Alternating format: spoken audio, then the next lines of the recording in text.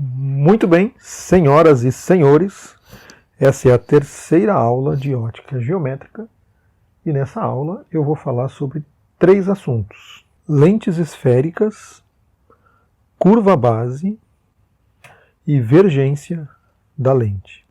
Mas antes da gente entrar nesse assunto, vamos recapitular alguns conceitos fundamentais. E o primeiro deles é a lei de Snell-Descartes, que fala que a refração depende do ângulo de incidência e dos índices de refração de cada meio, e é única para cada comprimento de onda, e ocorre sempre que há uma interface ou um dióptro e a luz passa de um meio para outro, em uma superfície paralela com um ângulo relativo à normal, que é a linha imaginária perpendicular à superfície.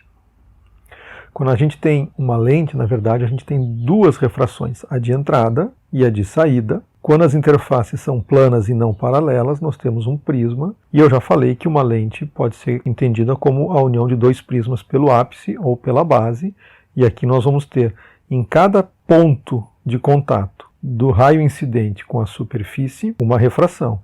E se a gente entender uma esfera como uma sequência infinita de suas tangentes, nós vamos ter uma sequência infinita de superfícies retas, e é assim que funciona uma lente esférica. Na verdade, as lentes podem ser consideradas como divergentes ou convergentes, dependendo da forma como a gente associa os prismas. Esses são os conceitos fundamentais para a gente entender a refração nas lentes. Agora eu vou falar sobre as lentes em si. O fato é que a lente ela é composta pela superfície esférica 1, a primeira, e a segunda superfície esférica 2.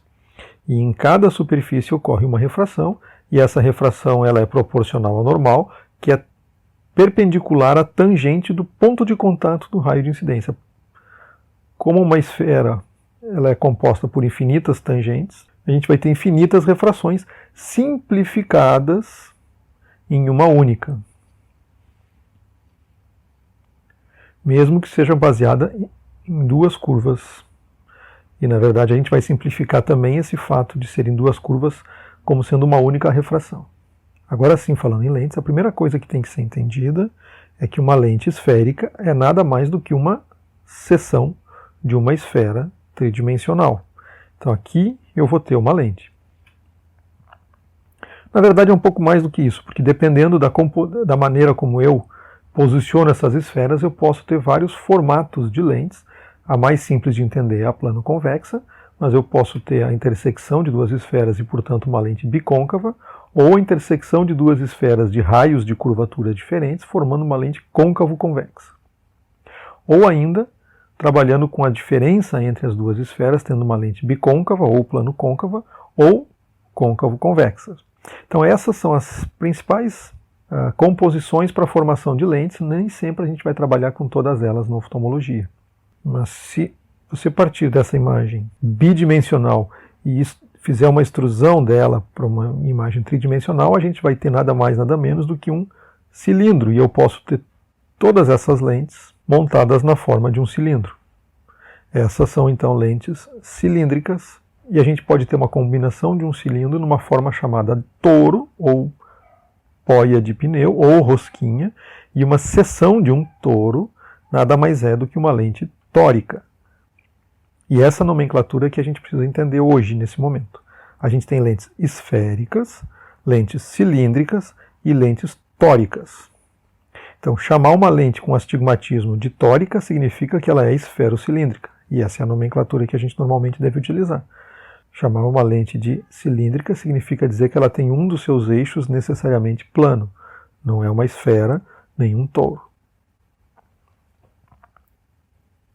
Embora tecnicamente a gente use esses termos como similares, eles não significam a mesma coisa. Então, lentes esféricas, lentes cilíndricas e lentes tóricas, ou esferocilíndricas. Esses são os principais tipos de lentes esféricas que a gente tem, e a gente vai se restringir na oftalmologia basicamente a esses 2 modelos principais aqui, talvez esses 4. Embora, por exemplo, a lente de 28, a lente de 20, a lente de 78, a lente de 90 tenham essa apresentação mais ou menos aqui. Então a gente vai ter na oftalmologia um desenho de lente como, por exemplo, esse aqui, uma lente plano côncava. Mas eu posso ter um desenho complementar a esse aqui, por exemplo, uma lente convexa, plana, ou ela virada do avesso, vamos dizer assim, né, ela no espelho, uma lente plano-convexa.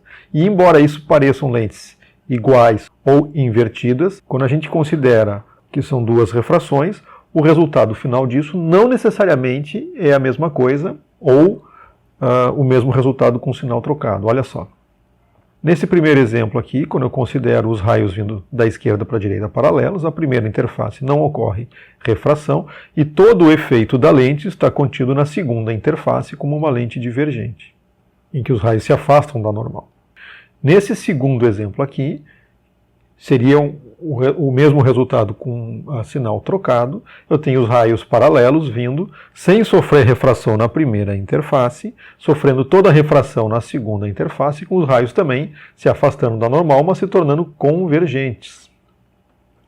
E essa mesma lente aqui, ao contrário, vai gerar um efeito um pouquinho diferente, em que eu vou ter uma boa parte da refração acontecendo na primeira superfície e uma pequena quantidade da refração acontecendo na segunda superfície. Vejam que o princípio de reversibilidade dos raios ele permanece. O que muda aqui é o ângulo de incidência no primeiro e no segundo exemplo.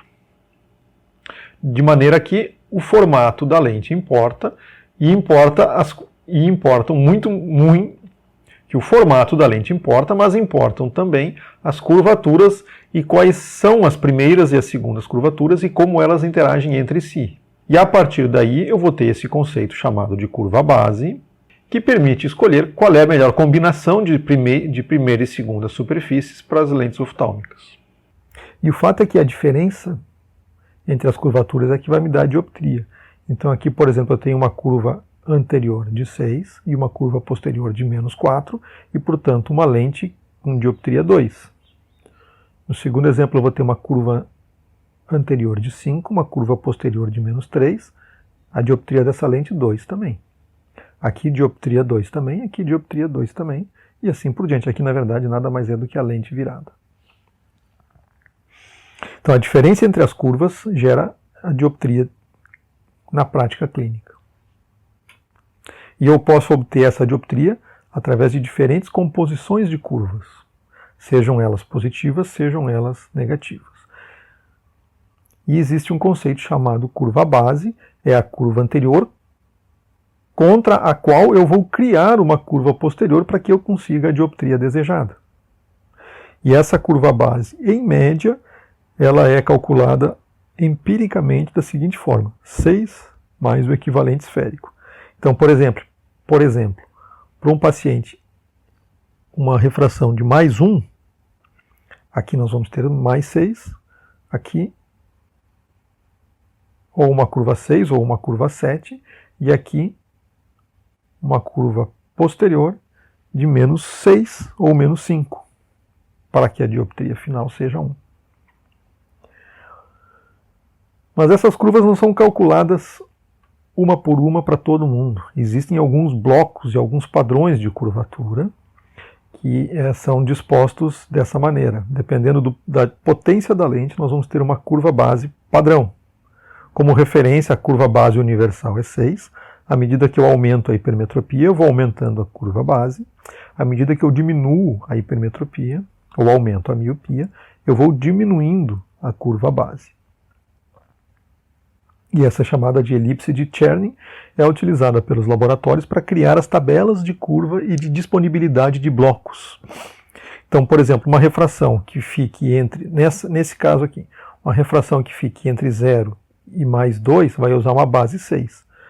Se na minha receita, na próxima troca de lentes, eu passo por uma lente mais 2,25, ele vai cair no padrão de base 8 e vai haver uma mudança de curva base. E muitas vezes, por 0,25, a gente cai, evidentemente, em alguns casos, uma diferença de 0,25 vai me colocar numa outra sugestão de curva base. E muitas vezes a gente vai ter diferentes curvas bases porque as refrações do paciente são diferentes. Por exemplo, num olho caiu mais 2, no outro olho mais 2,25. Então um olho vai ser sugerido curva base 6, na outra lente curva base 8. Essa é uma das pequenas situações em que normalmente o laboratório já não vacila e ajusta para que a mesma curva base seja utilizada. Agora, mudanças acontecem e às vezes insatisfações acontecem para pacientes em que ele usava mais 2, agora passou para mais 2,25 e a curva base aumentou. Ou ele usava mais 2,25 e passou para mais 2 e a curva base diminuiu. Então, entre as trocas de lentes, pode acontecer mudanças de curva base pela variação da refração ou da disponibilidade de bloco de um outro fabricante, e isso pode gerar um desconforto para o paciente. Então, entender que a mudança da refração pode gerar uma mudança de curva base, e entender que a mudança de curva base das lentes do paciente pode gerar uma insatisfação, é fundamental para uma boa conferência de lentes na oftalmologia. Independente da curva base, independente de serem duas refrações, a gente simplifica esse raciocínio todo como se a lente fosse uma única refração, e a gente segue esse princípio na construção de imagens e para responder às questões de prova, de refração na prova. A primeira lei de construção de imagens em lentes finas é que o raio paralelo bate na lente e vai passar no ponto focal. A segunda lei diz que o raio que passa no ponto focal vai passar pela lente e seguir paralelo. E a terceira lei diz que o raio que passa pelo centro da lente não sofre refração. Com qualquer dois desses três raios, a gente constrói a partir do objeto, a gente constrói a imagem. Esse é um aplicativo que simula a refração, então nós vamos ter aqui o objeto, numa certa distância, o ponto focal do objeto, aqui, a imagem desse objeto e o ponto focal da imagem, com uma lente com foco igual a 2. À medida que eu afasto o objeto em direção ao infinito, a imagem se aproxima do ponto focal. Se eu conseguisse colocar exatamente sobre o infinito, a imagem ia ser exatamente sobre o foco.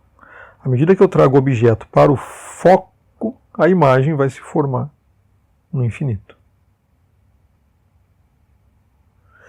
Isso vale para uma lente positiva como para uma lente negativa.